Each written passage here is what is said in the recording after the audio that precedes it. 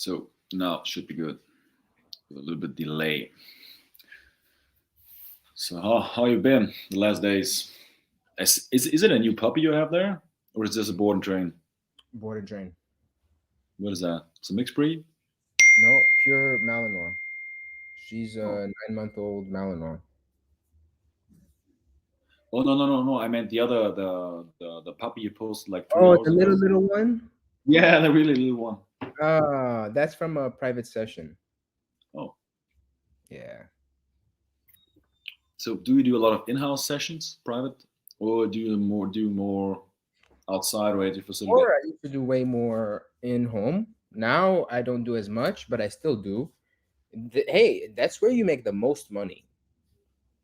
You make From what? way from in home privates because there's no cost. Hourly is good, and if you just stack up your, if I was not so busy with other shit like running a business, like whatever, um, managing a team, trying to grow, there's so much I do now that's not dog training, you know, Yeah. and So for how this, many employees you have at the moment? I have two full time. Yeah. December, I'm gonna get a third. He graduated from my school actually. Very He's one of nice. the guys that went to my school. He's good. He's good. Oh, is it the one you did the e-collar certification 2 times? No, Mm-mm, no, it's not that. mm-mm. His name Yes. is Drew.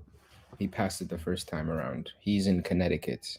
Oh, very nice. He's gonna be moving to New York in the new year. Yeah. You should just become full time. Well, maybe in Germany it's not so good, eh? It's hard in Germany because Yeah, the I'm people sure. in Germany are a little bit different than the American way of life, or the cultural differences are a little bit different sometimes and hard to manage that all that. Yeah, I understand. But that is definitely the goal. But yeah, you gotta go with the flow and see what the outcome will be. So are we live right now? Are people Yeah, coming yeah, in? we're live. We're just waiting like 30 seconds till to people join. We are 18 people live now, and then Awesome. we're just gonna I start. don't see any comments. There's nothing coming in, right? Yes, they are. They're like Mark is on. Oh, okay. Do you see that? Yeah, now I see it. I was in the other chat. Okay. No, no. All right, I think we're just gonna start now. So we have 3 minutes live, so people had enough time to join. All right, guys. Thanks for joining in. Today is part two of the last discussion we had about the differences between negative reinforcement, positive punishment or correction, and aversives. So Michael is not here today with us. He had a private emergency. So hopefully you guys understand, but we wanted to keep it up for you. And yeah, Kirabel, you have already seen in part one. And what we did is we took the questions we had from, or we haven't answered yet from the last stream or from the last episode. So we have put out the questions in a Google document and we will go over that. But first of all, I want to just clarify my thoughts, my personal thoughts, and what is been taught us in the NePoPo school about the differences and what is the definitions of reinforcement, correction, and aversives. Is that okay with you, Kirobel? Let's start with Yeah, that. that's perfect. Yeah, I think that's a great start. If you guys haven't seen the first episode after this, I would encourage you to go watch it. And yeah, I think it's going to be good to go over the basic definitions before doing anything else. Yeah. All right. And I also will post, maybe if you haven't noticed, I will post the link of the part one. I will post so you guys can see it. But what I want to start now is with the core definitions from my beliefs and what has been told or taught us in the NePoPo school.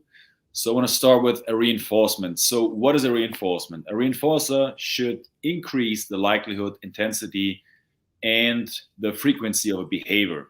And why we use reinforcers, the definition or The goal of a reinforcer is to make the dog do and increase the likelihood, the intensity, and the frequency and all that of that behavior.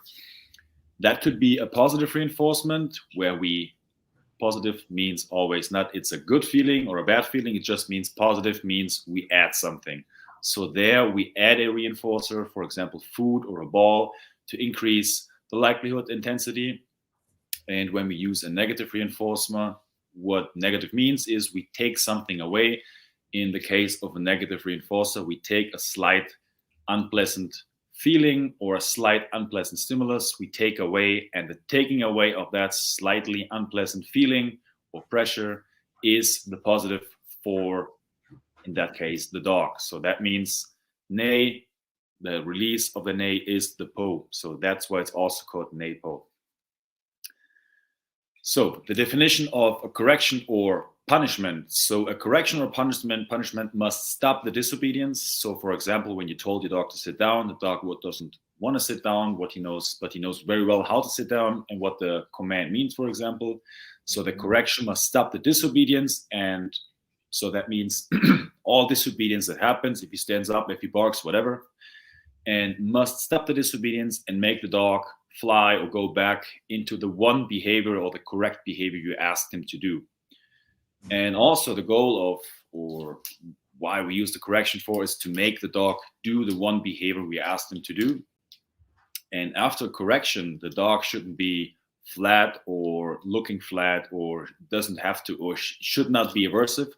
So the dog must be happy flying back into the behavior we asked him to do, because he knows the disobedience, how to stop the disobedience with the correction, and he flies back into the one behavior we asked him to do. So now, what is the difference between that and an aversive? So by definition, an aversive must stop the one behavior you want to aversively stim away. And to make that stop, anything else can happen. So it doesn't matter, for example, your dog is digging in the garden and you want to aversively stim that away. So you give an aversive stimulation, the dog stops the one behavior, that means the digging in the garden, and anything else can happen after that. So the dog can sit, the dog can down, the dog can run away, the dog can bark. So anything after that can happen. And the goal, or why we use an aversive for, is to make that behavior stop and hopefully that it never happens again. So that would be the perfect case. Yeah. And we make the dog, when we apply the aversive, we make him hopeless that he achieves something with that behavior.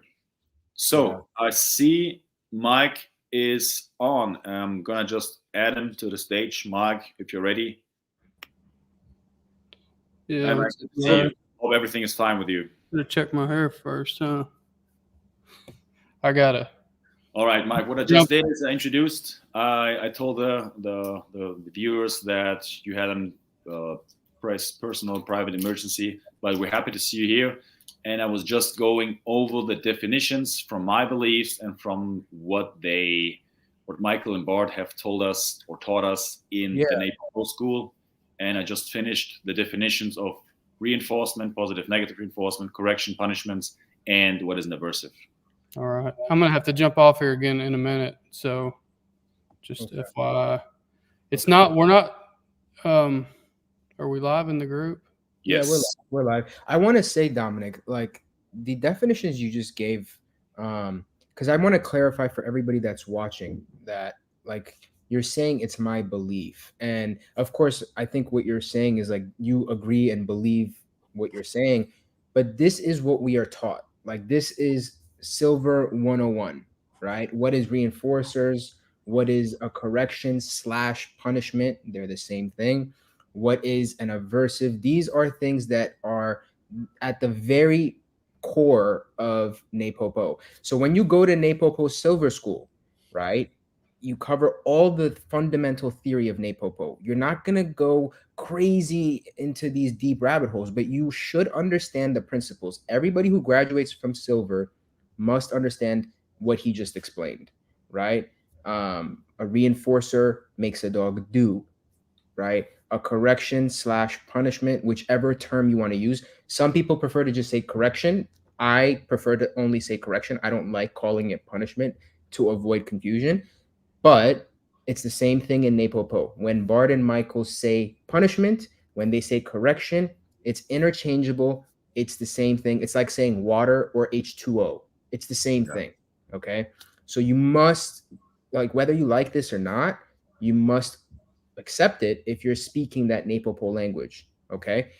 And what a correction and punishment does, as Dominic explained, is precisely that. It brings on one behavior, right? It stops all other behaviors. It stops all disobedience and makes the dog fly into one behavior. And you made a really important point, which is the dog should do it happily.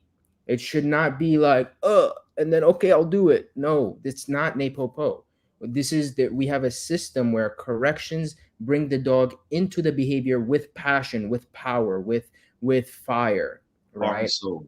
With heart and soul. Yeah, exactly. This is one of the fundamental aspect of a correction. So it's not just enough that the dog is doing that one behavior. Is it technically still a correction if the dog goes into that behavior looking shitty? Sure. But that's not what we like to see in NePoPo. Yeah. Okay, this is very crucial. And of course, aversive, it stops one behavior and anything else is okay. Now, same thing, right? If you apply an aversive, and you guys, I'm actually interested to hear what you guys think, Dominic and Mike.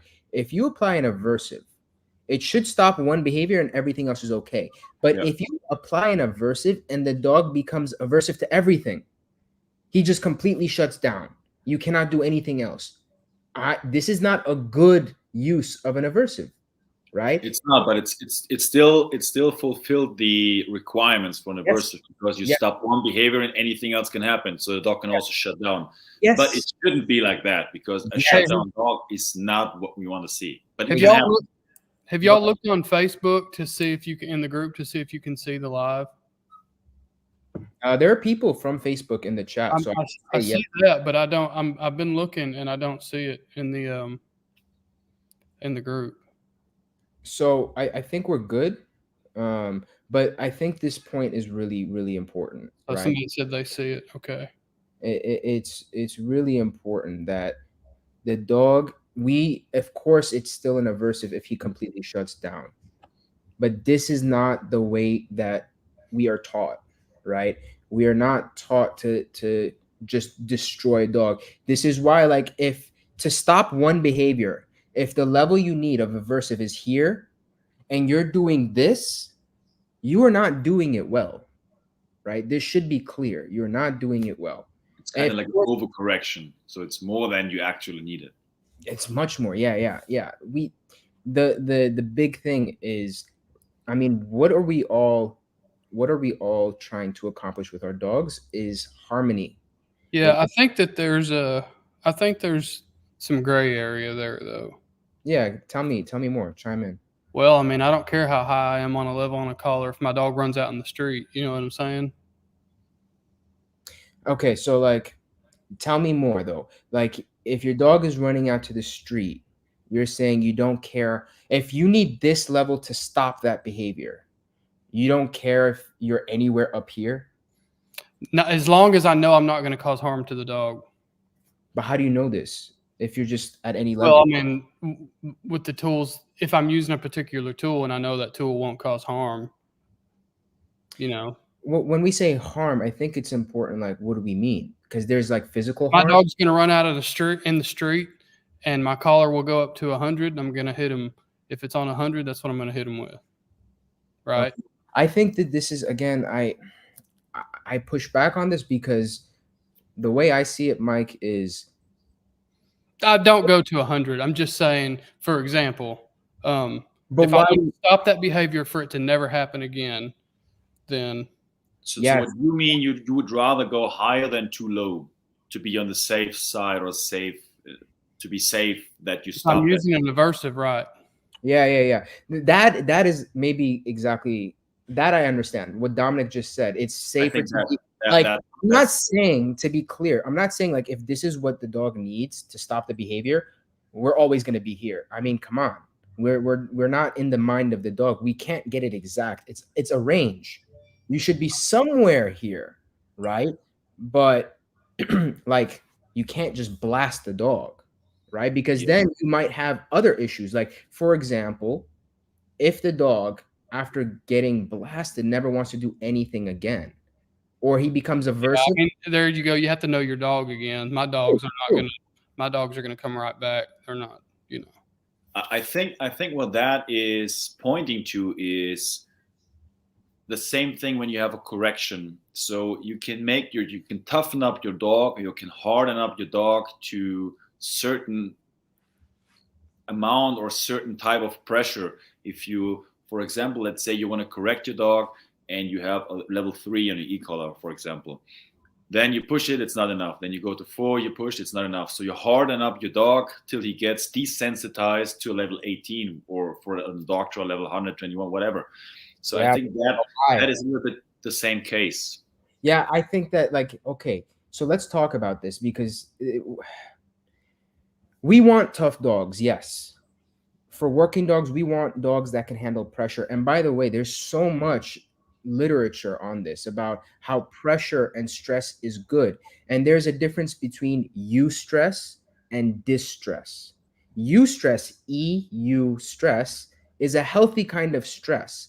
And this is what we like to use in NePoPo, where we toughen the dogs up with, yes, we're applying pressure, but it's a level of pressure that does not cause psychological harm. It does not cause emotional harm. It does not cause physical harm.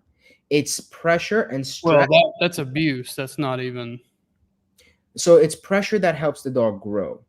And then we have distress, which is uncontrollable anxiety kind of stress, where there's psychological harm. The dog is in a real state of panic, right?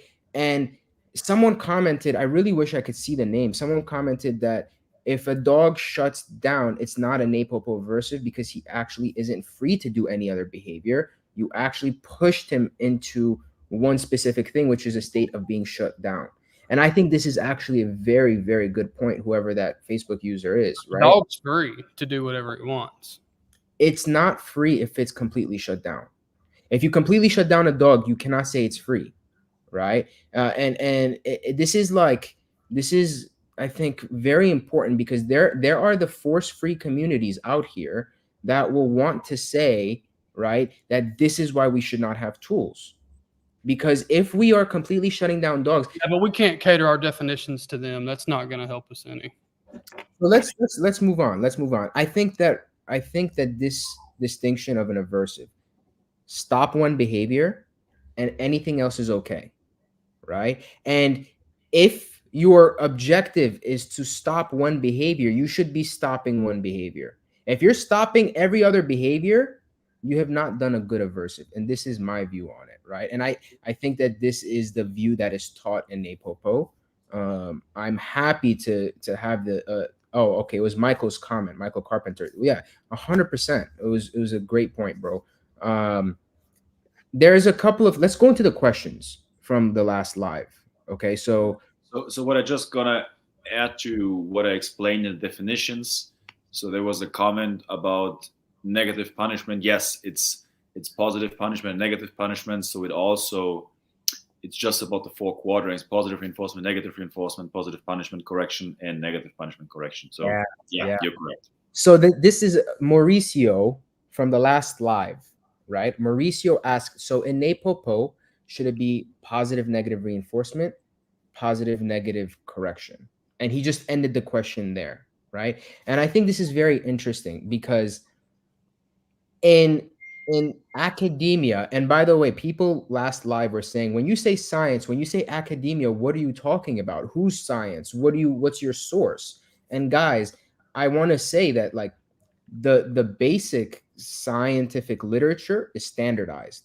So you look at any textbook on applied animal behavior, on cognitive behavioral science, the definitions of positive and negative reinforcement and positive and negative punishment are the same. Punishment reinforces behavior, or excuse me, reinforcement reinforces a behavior, makes it more likely to happen, and punishment decreases the likelihood, intensity, frequency. Do we all agree on this? Yeah. Okay.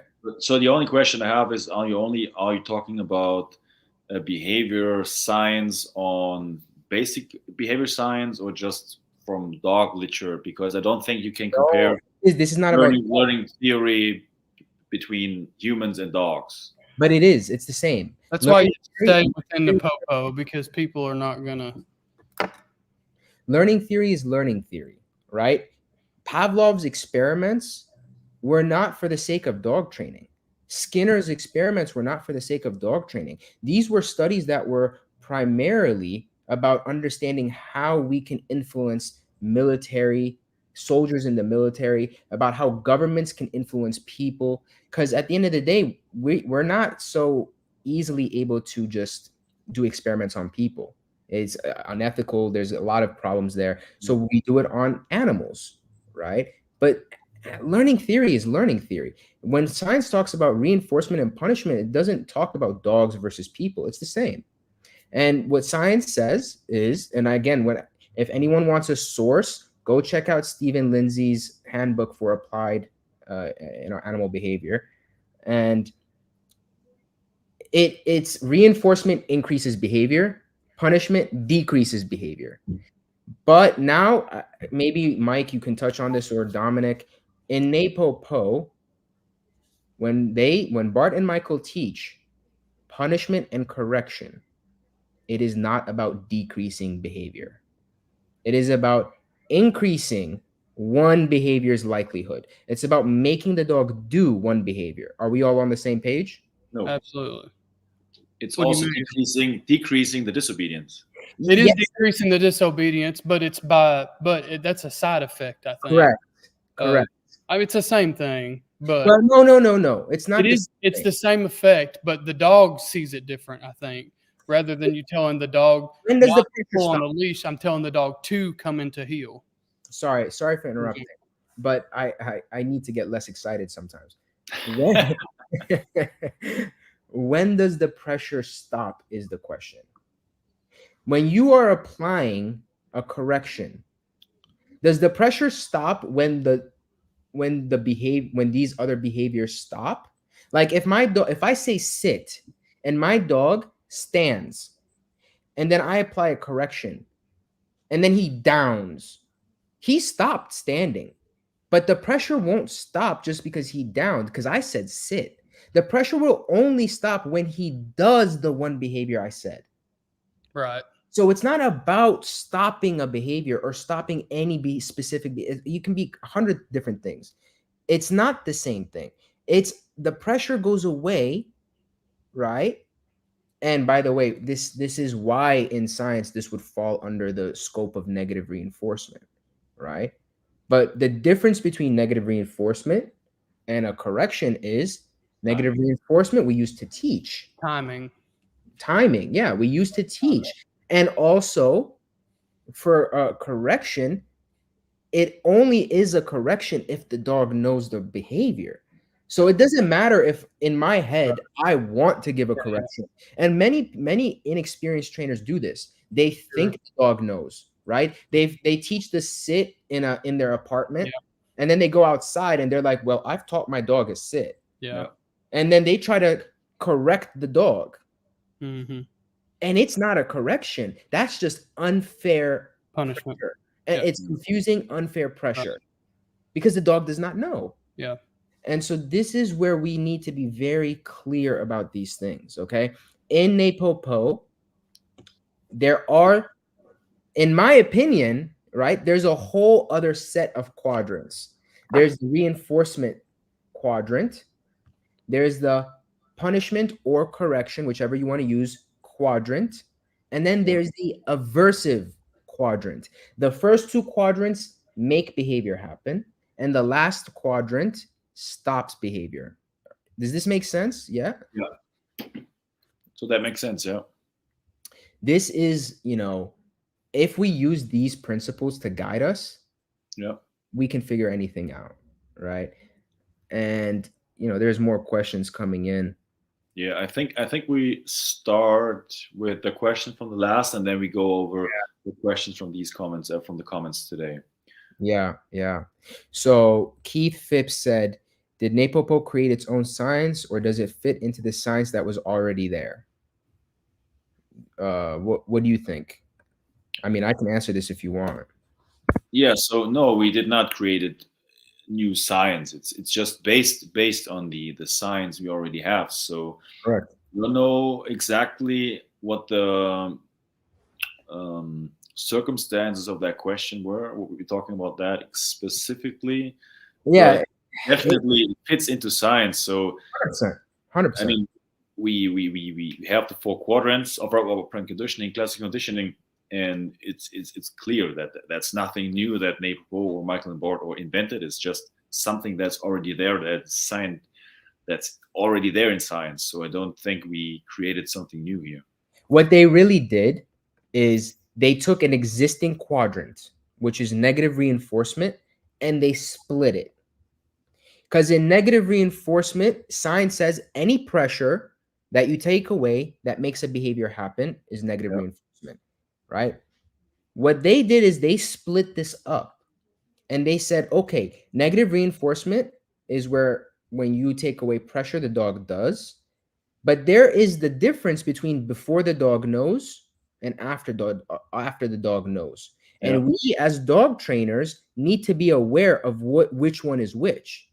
Exactly because of the example I gave earlier about the dog sitting outside. A dog trainer must be aware if he's correcting or if he's using negative reinforcement to teach. Because the timing and the use of the pressure is different, right? And this is what science doesn't put into a good term. The terminology is not good. And this is my opinion, okay? I think the easiest, clearest way to talk about this is just to say correction. We don't need to say punishment in NePoPo. We can say reinforcement, positive, negative reinforcement. We can say positive, negative correction. And then we can talk about aversives, which we'll get there. I do think there's a positive and a negative, but we can get there later, right? But this is a clear way to talk about things. And so this fits within the scientific framework. And, we're not creating anything. We're just labeling things somewhat different in NePoPo for the sake of clarity. Clarity, yeah.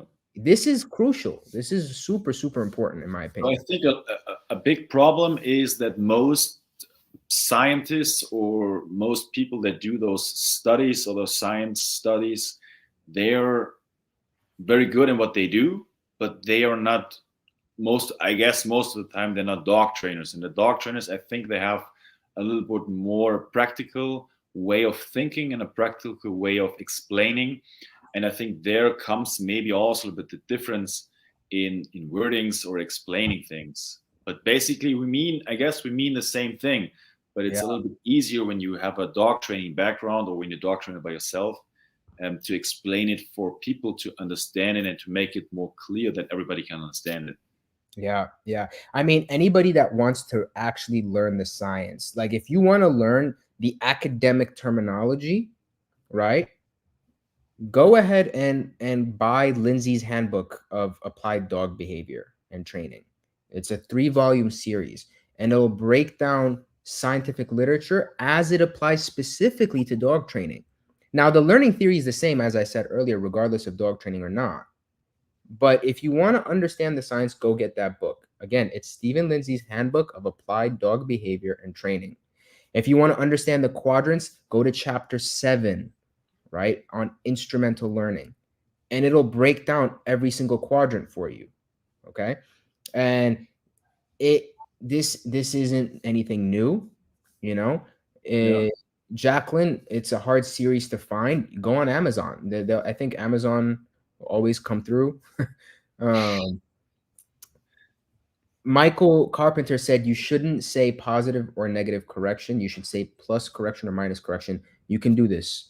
This is actually helpful. Yeah, when you say plus and minus, it makes it maybe easier to think about adding and taking away. Because people naturally, when they say positive and negative, they're thinking feeling. So this is a very good point. I think for clarity's sake, saying plus or minus is very helpful. Bart and Michael do this.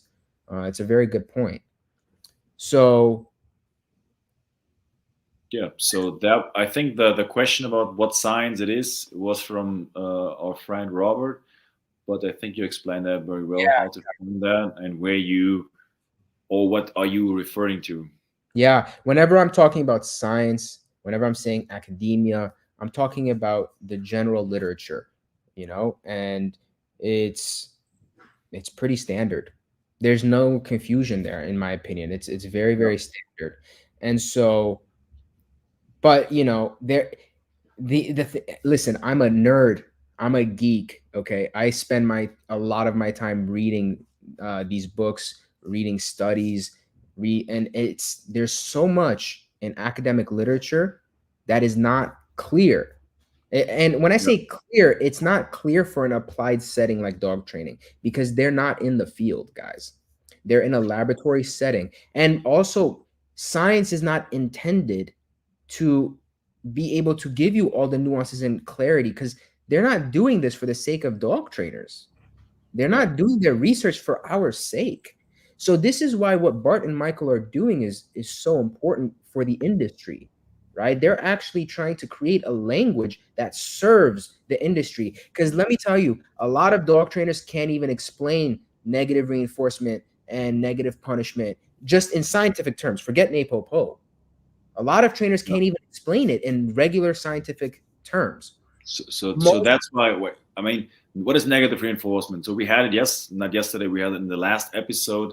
So a negative reinforcement and the timing of the pressure from the negative reinforcement, we must be clear that it comes before or during the behavior. It doesn't have to be the command. It could be later, but in the teaching phase where you normally don't have anything under or everything under command, the negative reinforcement or the pressure starts before the behavior, before or during the behavior happens. And referring to that, there was a question from Juan Hidalgo, I think is his name, and Idan. he was asking, is plus positive punishment or positive or plus correction, is it the same as negative reinforcement? Yes and no, because the difference between the negative reinforcement, as we said before, and the plus correction is the timing. So the negative reinforcement, as I said, it comes before or during the behavior, and the plus correction comes after the disobedience. But it doesn't have to be in, let's talk about levels, it doesn't have to be higher levels or higher intensity. It can be, but it doesn't have to be. The only difference is that negative reinforcement comes before or during, and the punishment or the plus correction comes after the disobedience. By the way, he's German, so Juan, don't take offense. Yeah. It's Sorry. Juan Hidalgo. Oh man. But yeah, I think that was a very good explanation of the difference between the plus correction, the plus punishment, and the negative reinforcement. Yeah. And yeah, so and it's important to always, guys, remember, when you are talking about just the behavior happening is one thing. When you're talking about also speaking a cue is another thing, Yeah. right? So if you're speaking a cue, right, the timing of does it happen before or after you speak is not the same thing as the timing, is it before, after, or during the behavior. Two separate things. And so what he was explaining is exactly right. It's negative reinforcement is before or during the behavior, right? Not the cue. Yeah. So there's a question from today, from this live. It's Idan Grunberg. He says, isn't negative punishment or correction, the minus punishment or correction, implicit anytime you withhold a reward until the dog performs the behavior correctly? Is it actually invisible yet present in dog training? This is an interesting question. So the second part of your question, I'm just gonna put it to the side. All right. In NePoPo, if you're withholding a reward until the dog performs the behavior correctly, I would say this. This is a little tricky. If you are teaching the dog something he does not know, so I have food in my hand, okay? And I'm trying to teach the dog something he does not yet know. And I can do whatever to show him, or I can let him figure it out on his own. Doesn't matter. But I'm withholding it until the behavior I'm looking for happens. And when it happens, I give him the food, right? If the dog is hungry, this is actually negative reinforcement. Yeah. Withholding the food, Yes. withholding the food is that it makes that Hey Mike, can you mute real quick? So withholding the food, right? When the dog is hungry, that unpleasant feeling of hunger is present. And by withholding the food, I'm allowing it to stay present. Then when I give him the food, I take away that unpleasant feeling, right? Through the satisfaction of the food. And I'm using this process to teach something new. That would be negative reinforcement. So that's exactly what Michael also said at school. So that if you train with positive reinforcement, with food, for example, it's by definition training in negative reinforcement, because giving the food takes away the hunger pain from the dog. So training in positive reinforcement as existential food is basically training in negative reinforcement also. That's key. That's key. What you just said is important. With existential food, right? Because if the dog is not hungry, he's full, right? And now you're working with treats, right? Now you're not removing an unpleasant feeling. Okay. So now it's different. Yeah. And so now if the dog knows the behavior, okay, so let's say I have food in my hand. My dog knows sit. I say sit. And my dog does not sit. And so I keep withholding the food. If he flies into that behavior, that dog understood me withholding the food as what? As a correction. That's a negative correction or a minus correction. Okay. So, these are nuances, and ultimately yesterday or 2 days ago on the last live, this is why I was saying the response of the dog and the context we're working in is crucial. It's important information. It doesn't matter what I want it to be. So food, when a dog is hungry, can be a powerful reinforcer. Food for a dog that is not hungry, but it can be a reward, but maybe it's not reinforcing. Yeah. It can be a reward, but maybe it's not reinforcing, because remember, a reinforcer increases the likelihood of that behavior happening. I can reward you in this moment, and it can potentially not affect any of your future behavior.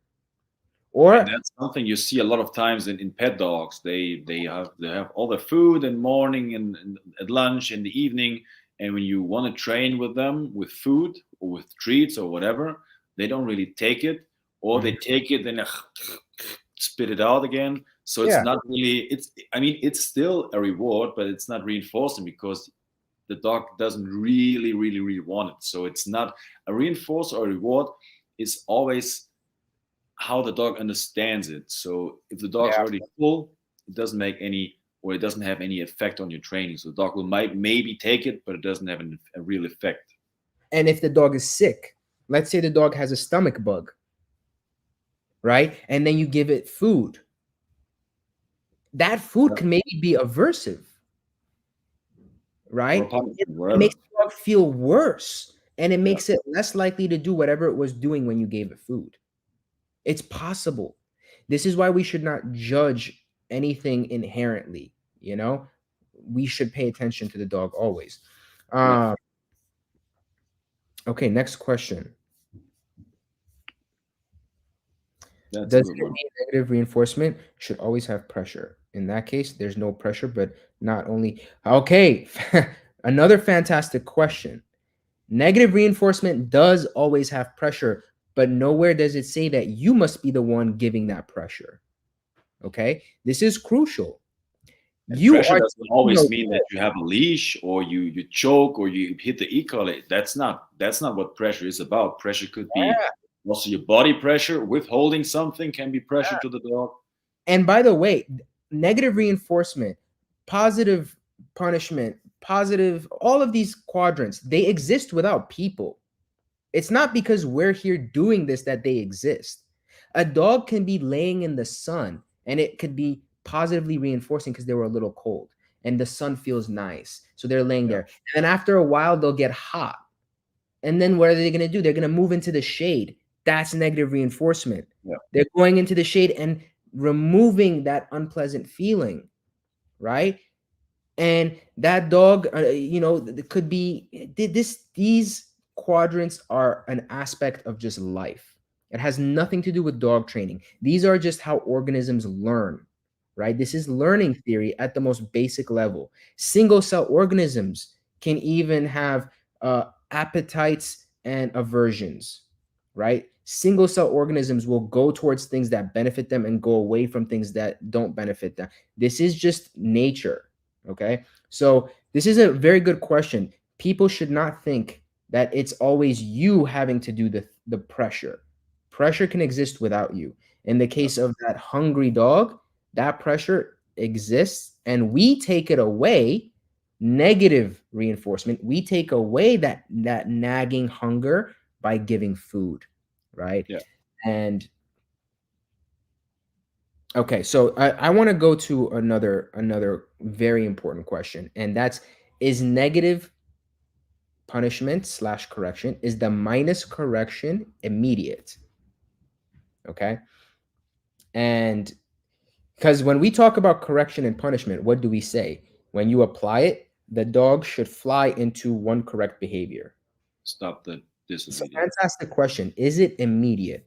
And Dominic, you can tell me what you think. I think that it's very straightforward.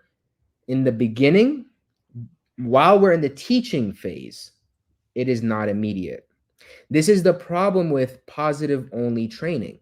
Positive only training has a powerful consequence for not doing. It has a powerful consequence for disobedience. Yeah. But it's delayed. There's no immediate must key, right? There is a must key, but it's not immediate. Okay. Negative reinforcement in the NePoPo system has an immediate must key.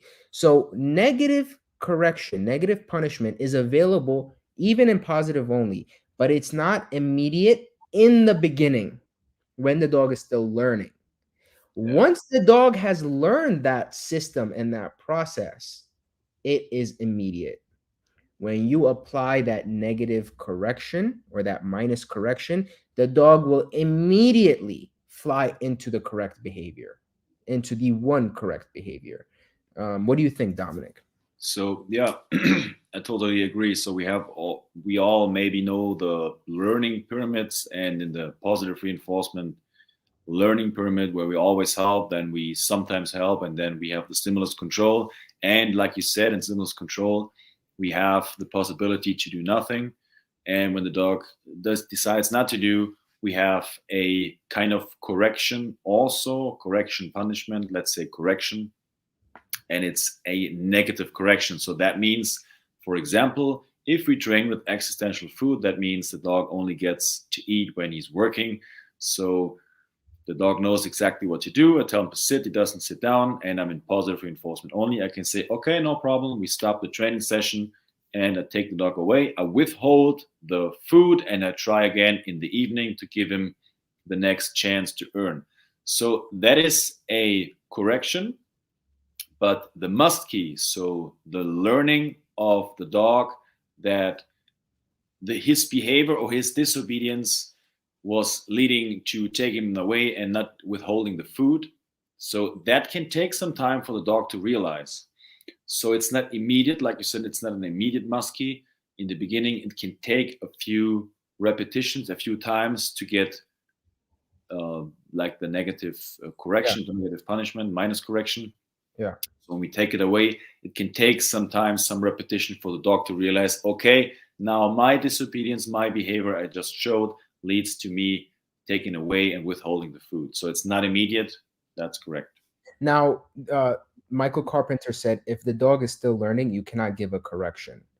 So if the dog is still learning a behavior, you cannot give a correction in the sense that you cannot make the dog correct something in terms of the behavior. Yes. But you can teach a dog what a correction is or how it works without having it be tied to a specific behavior.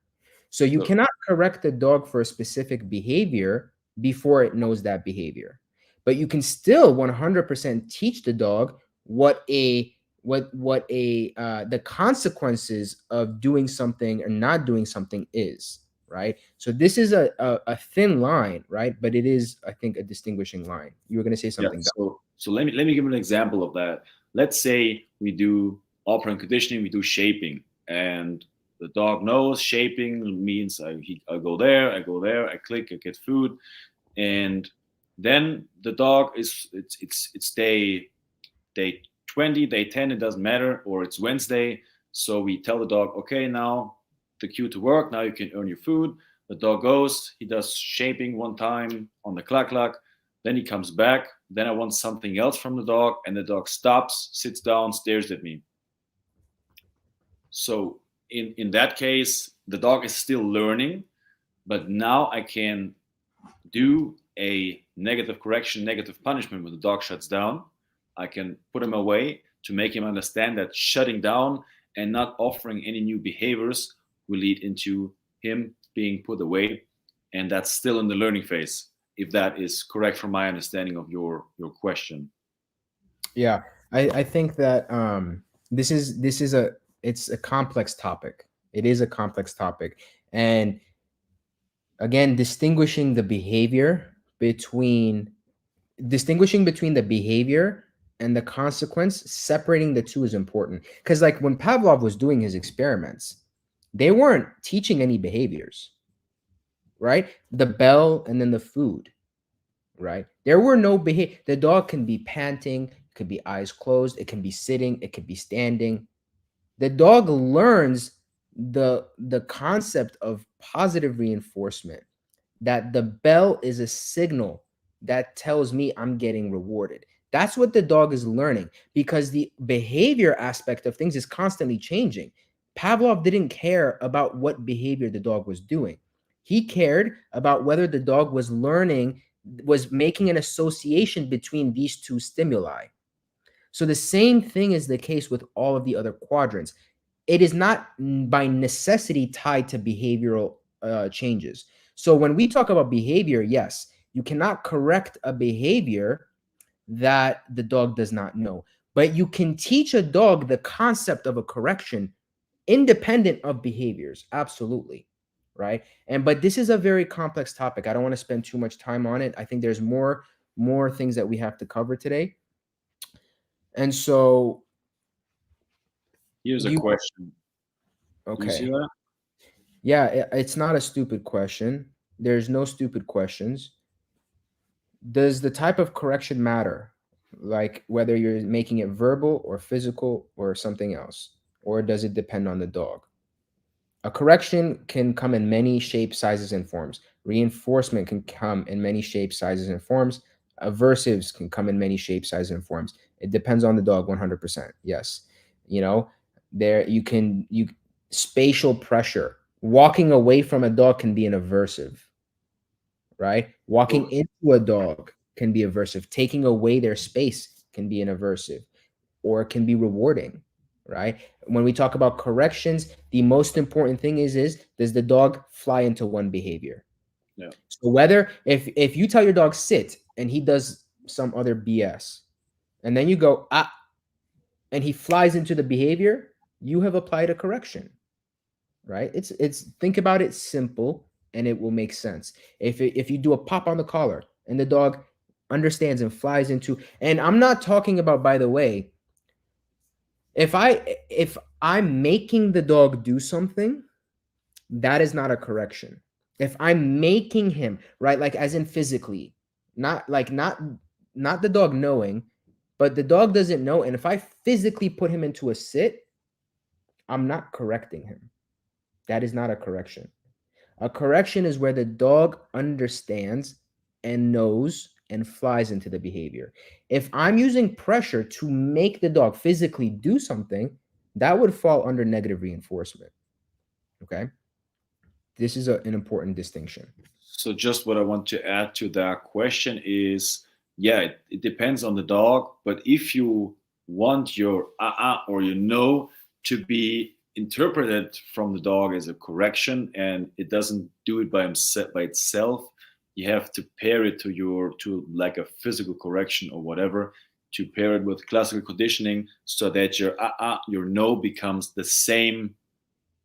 So the same signal for a correction than, for example, like you said, a physical pop on the collar. So if your dog doesn't understand by itself as a correction, you have to pair it first to a physical correction that works.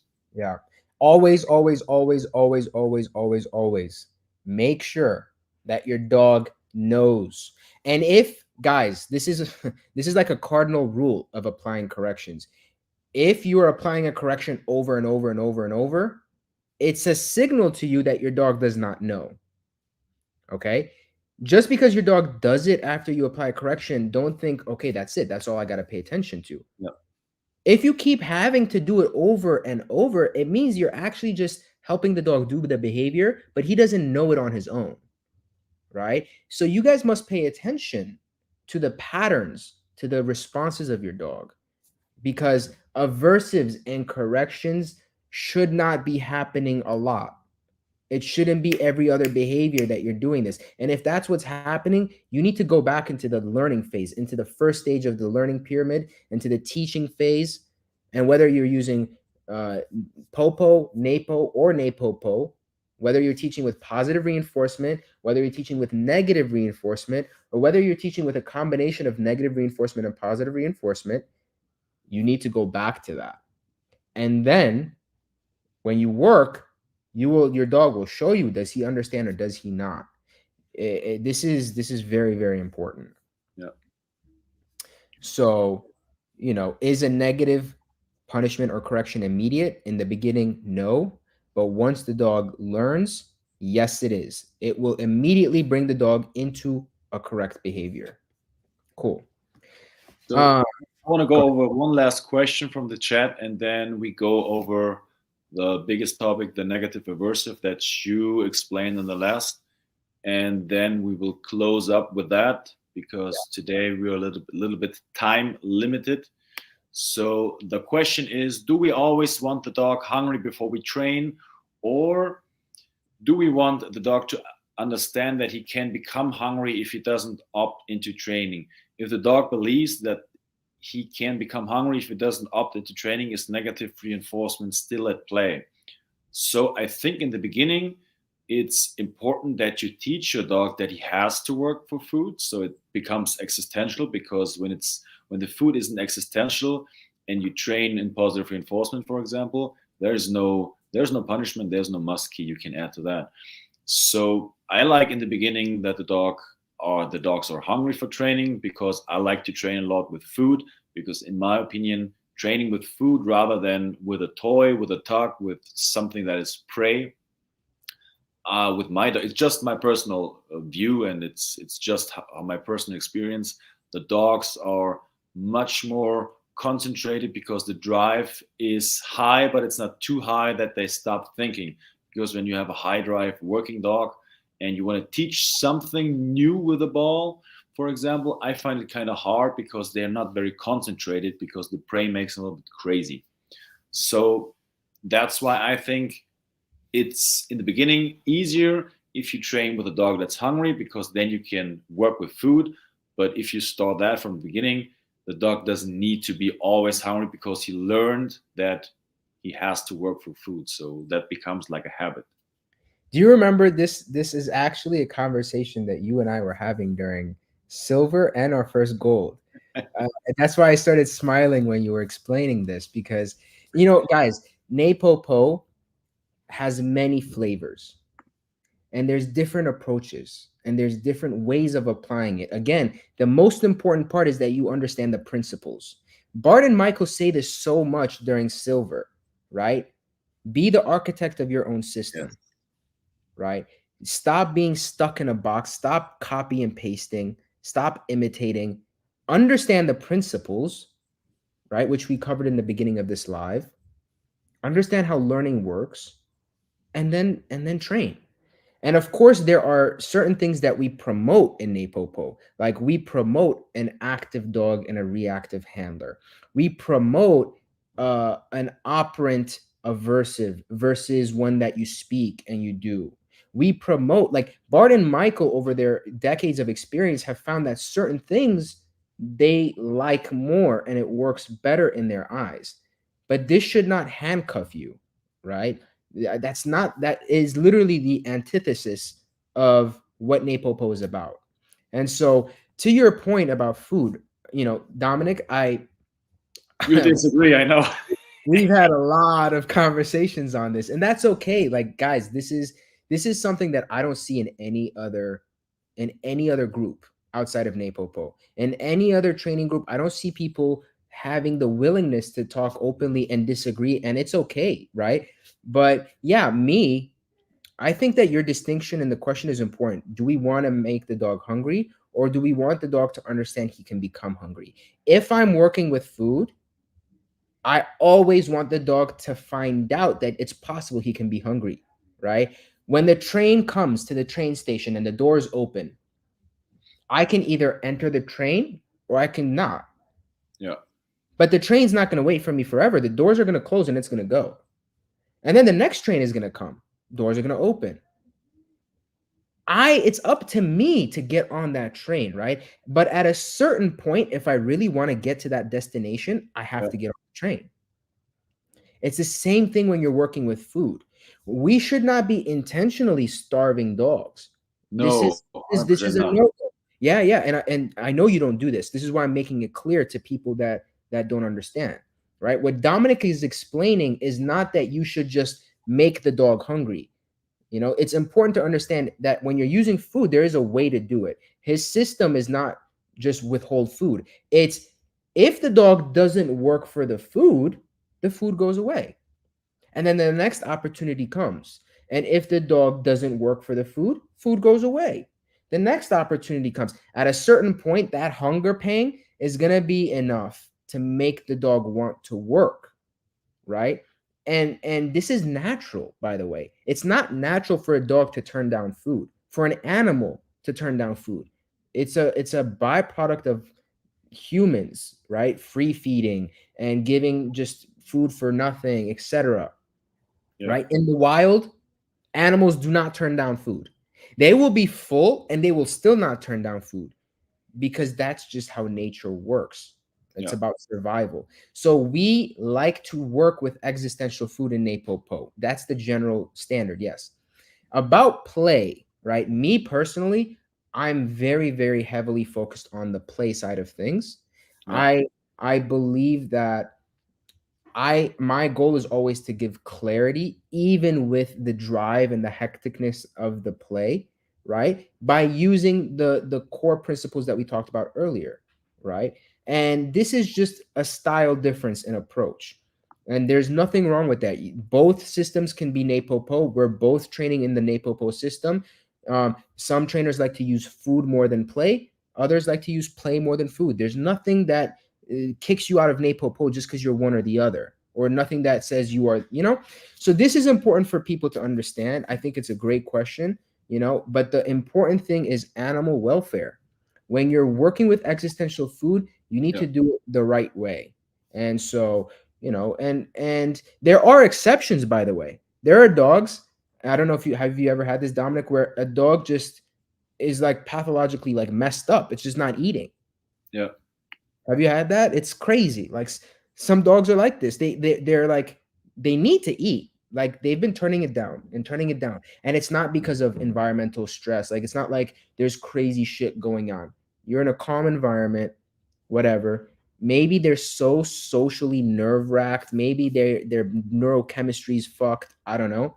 But I've had a few dogs that refuse to eat beyond a healthy point. Like it's been a few days and they're not eating. This is not normal.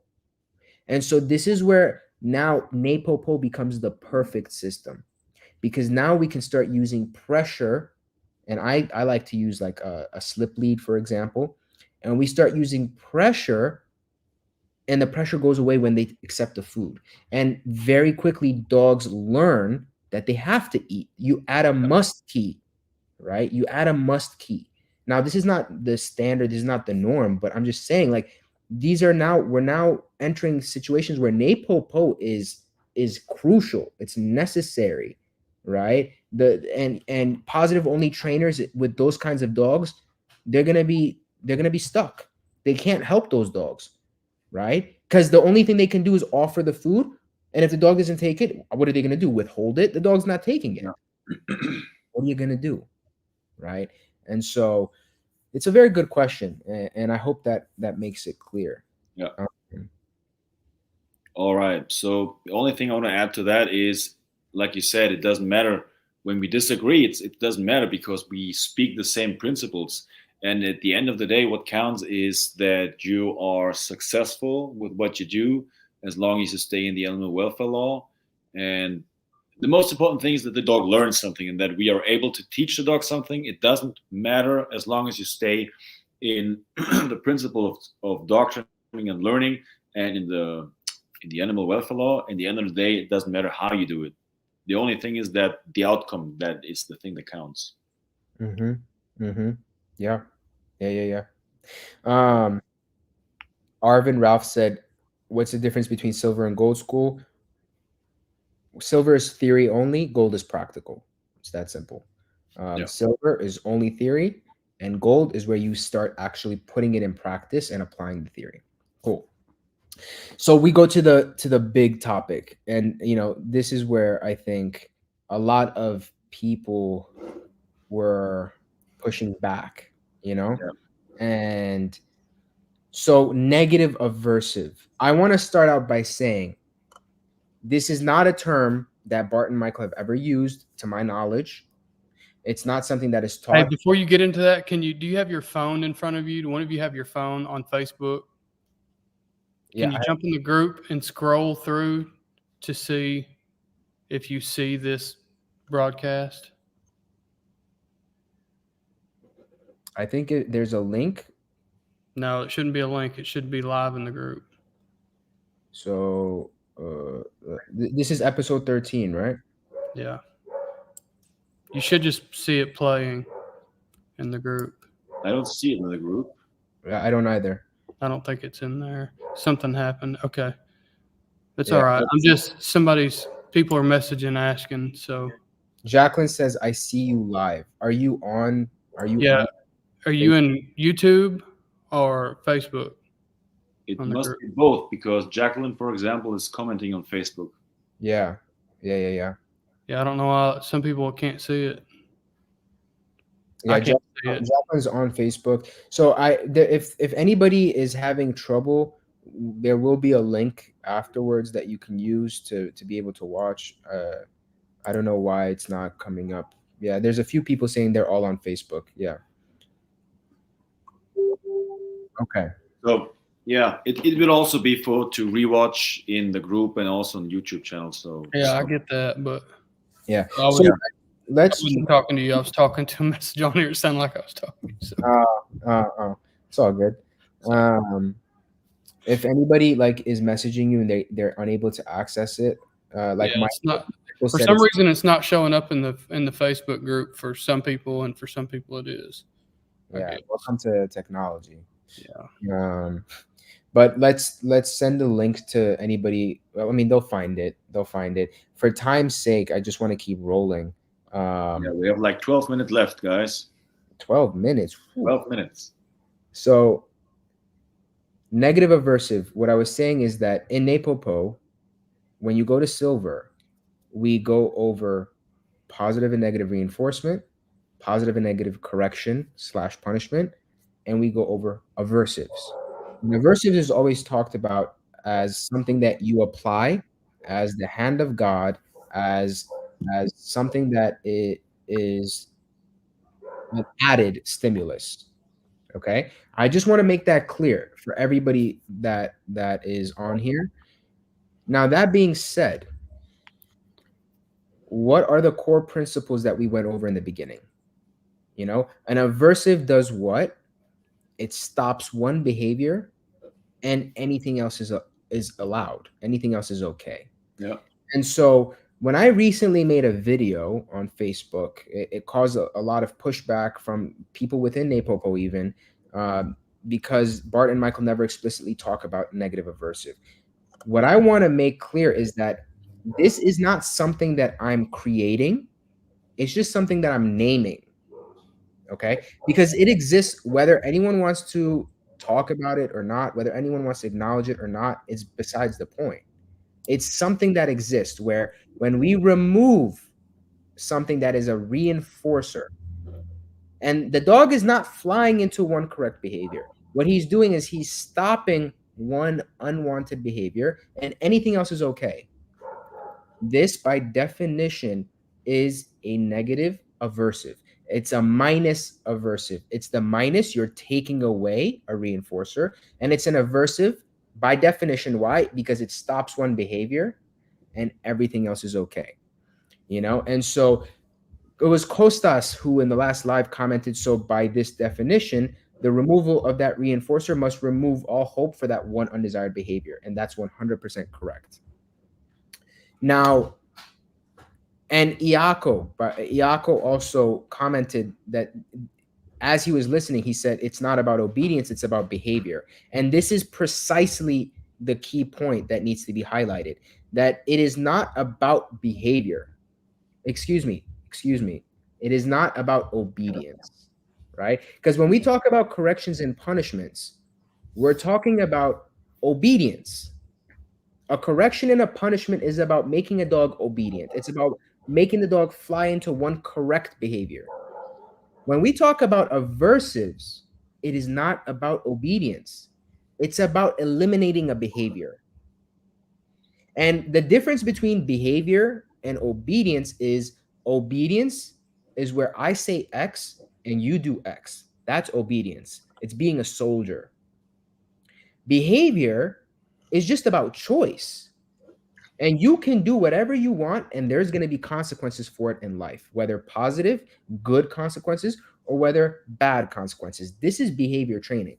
When I explain, these concepts to my clients, so for all you pet dog trainers, I find that this is the best way to explain things to clients, right? I don't talk about operant and classical and this because most owners will struggle.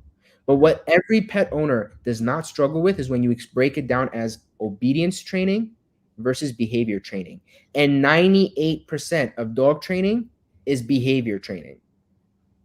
98% of dog training is behavior training. You're not giving your dog obedience commands every 2 seconds.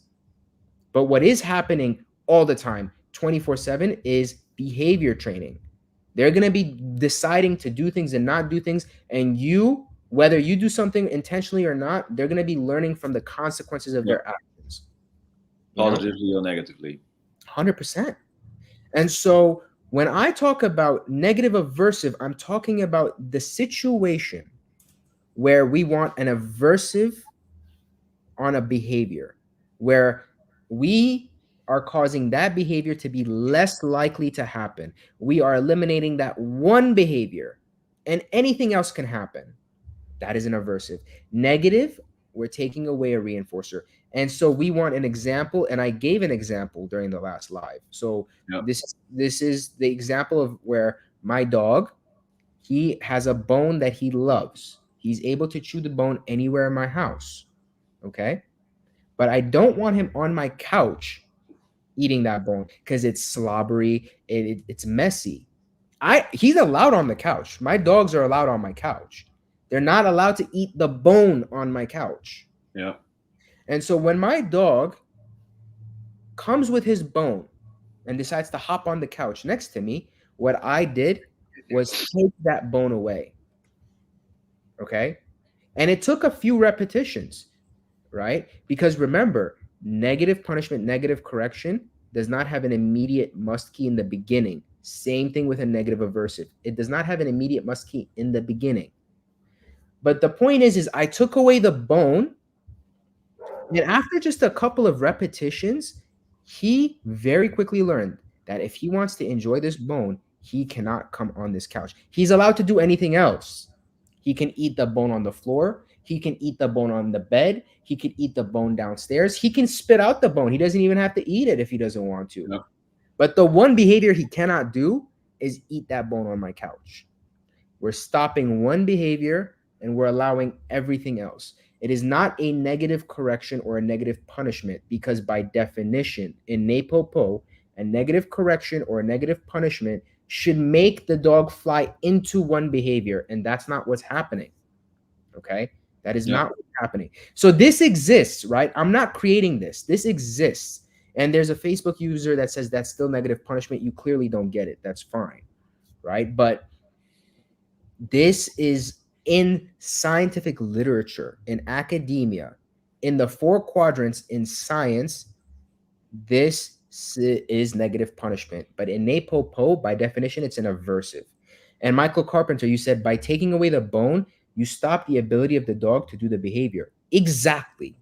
Right? That's exactly the point. An aversive should stop the ability of the dog to do that behavior. When I apply an aversive, it should immediately stop that behavior. And by I think he's saying, and correct me if I'm wrong, but I think he's saying you stop the ability of the dog to do behavior.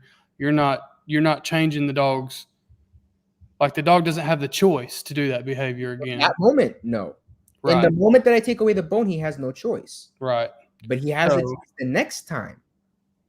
He has the choice the next time he has the bone. That's the difference in the immediate must key and the correct. And not so well, and you know, ironically, in this example, the consequence is immediate. And not in all situations, right? But the consequence is immediate. But the consequence is immediate, but the dog's decision learning, yeah, good point. Right, is not a good point. The dog's learning is not necessarily immediate. It takes a few repetitions. True. This is true. And also, there's another problem with this kind of an aversive.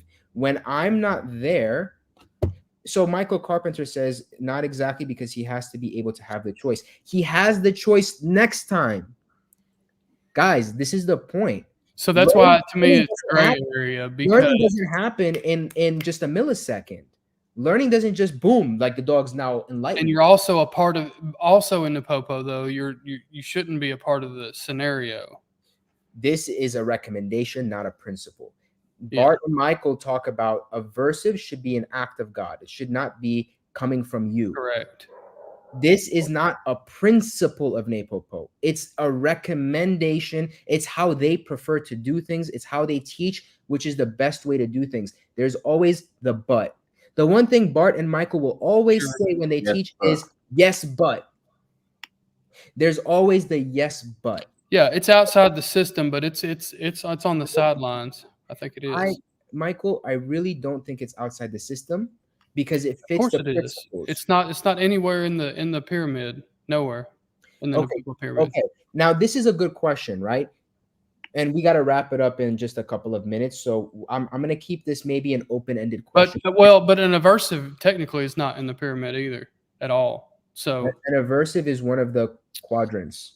Yeah, but I'm talking about the actual NePoPo pyramid. An aversive is actually outside of. There's a pyramid for every single one, right? There's a pyramid for Popo. Sure, but I'm not talking about every single one. I'm talking about the NePoPo pyramid. So an aversive is a part of the NePoPo pyramid. It's just outside of it, sort of. No, in NePo and in NePoPo, an aversive consequence is part of the pyramid. What are your bullet points, right? Remember, what are your bullet points? Yeah, this is bullet point number 5. Okay, so what is bullet point number 5? Bullet point number 5 is how does a dog learn? And how does a dog you have positive reinforcement, negative reinforcement, positive correction, negative correction, and aversive. NePoPo reinforcement, and then. So, guys, when we talk about NePoPo, what is NePoPo and what is not NePoPo? There is old NePoPo and new NePoPo. What does that? I'm talking about the new NePoPo. Your reinforcements are positive reinforcement, negative reinforcement, right? NePoPo reinforcement, which is the combination, and then outside that is what? You tell me. Your aversive stimulations, right? Okay, so. Or I shouldn't say stimulations, because that So what I would like to really say, and then we can wrap it up, I think because of time, is NePoPo is always growing. It's always expanding. It's not a fixed closed system. Bart and Michael are the first people to always say, go read their posts. Anybody can do this on their Facebook. Yes, but you can't change the framework. So let me just finish, Michael. Right? The framework is what we discussed in the beginning. And that's what is reinforcement, what is a correction, and what is an aversive. Yeah. What I just gave an example of does not break that framework. I didn't say it breaks the framework, but it's not within it either.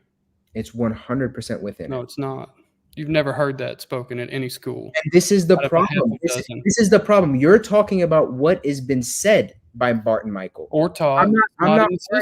I'm not worried about what they've explicitly said because the reality is I'm not going to stop that. The reality is the principles don't change because NePoPo doesn't dictate the principles.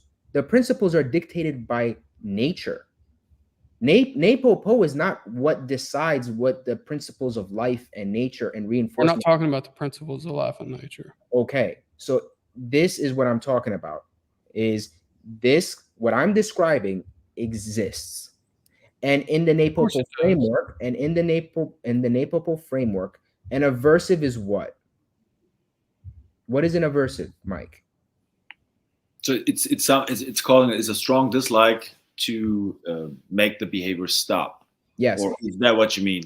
Yeah. Like, what does an aversive do? What does it when we apply an aversive? What does it do? What is the effect? Stop the behavior, and anything else can happen. Okay. It stops one behavior and anything else happens. This is the principle. Okay. And so then we talk about the art of training.